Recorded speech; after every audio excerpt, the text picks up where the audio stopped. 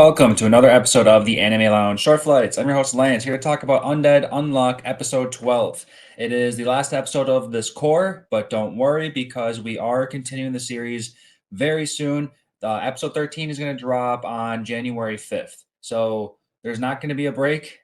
There's gonna be a week break, but that's nothing. So we get to jump right into the next core real quick, and I'm really excited about that because things are just heating up. And as we've kind of been seeing, there hasn't been a nice close to the ending of this core. So there is no real split.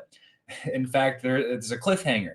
This episode ends with Undead and Unluck being shot at by the Yakuza on the ship, and the new guy, Chikara. I don't know if they actually said his name in the anime. It's kind of running a blank, but I know his name is Chikara because the manga uh, shared that a couple times.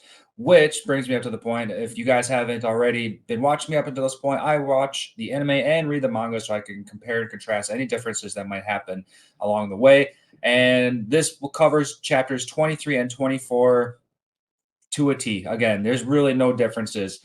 A little bit of liberties and extending scenes, but really nothing, man. Uh, so before we talk about the end, let's just jump back to the beginning. Chikara, this guy who has the ability of unmove. Pretty interesting, especially the fact that his ability only works if he does it himself. So he has to stop moving completely in order for his target to be unmoved. So it's very strange. So twice now we got to see how he's being shot at and he stops the movement. And if he moves, wouldn't the bullets just continue to come at him and putting himself in danger? So the best way for him to be useful is for him to be off to the side and not the actual target so that he could help a partner do something. So he's going to be important in that aspect. And I 100% see Chikara being the 11th seat that they want. I think that's pretty obvious. I mean, he's seems to be a good guy so far. So I think that's pretty easily acceptable. Chikara only speaks Japanese. So that flashback when before he got caught, he was at school. And then you got that little cheesy scene of Japanese actors trying to speak English. They did a pretty good job. I've seen way worse in the past, but it's funny. So he goes to school, everyone's speaking English, and he can't speak English. So it makes everybody want to start to think that these negators didn't get affected by the world language being English.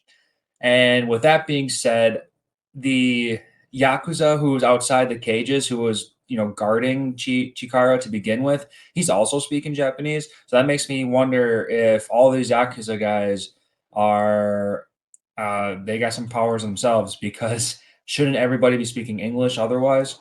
It's very interesting. I wonder if that's just a missed thing, some anime logic stuff going on.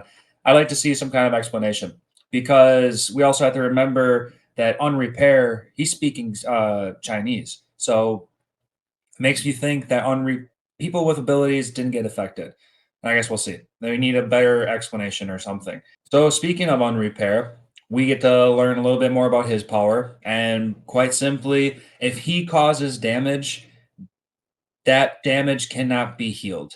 So when he chopped off Andy's hands, he wasn't originally going to be able to recover or regenerate after that point. But Andy was smart enough to chop off his forearms and allow the regeneration to start from there. Same thing going with his head. That was kind of funny, telling Unluck to chop off his own head, no moments with no hesitation. So that was pretty funny, and that's basically how Undead is going to be able to take him on. Is he's got to be able to counter or take off an extra layer of his body after whatever damage Unrepair does to him. So he's not going to be too much of an issue one-on-one combat. So I'm interested to see how a leader like him is going to cause more problems in the future. I don't know what you guys think about that. The other cool guy, I don't really care about that woman who diverted those forearm bullets around them. She can be interested in that aspect, and that's kind of where it stops. But I'm also interested in that dude with the machine gun, with the Gatling gun, who was able to produce all those bullets with no ammo belt. So I'm very interested in him. I want to know what his ability is because if you can just have an unlimited amount of Gatling bullets, you're pretty unstoppable. I don't understand how Andy was able to take on that load, and not only those bullets didn't even go completely through him and rip him apart, but they like stopped halfway through his body. So I'm really interested in that. That might be more some anime logic right there. I guess we'll see. Anyway, the episode ends with, like I said, Chikara blocking all the Yakuza bullets, and that's where the episode stops. The manga goes a couple frames further. Obviously, these guys escape. They jump up and they escape. It's a great time. So I didn't read any further. I wanted to stay up to date.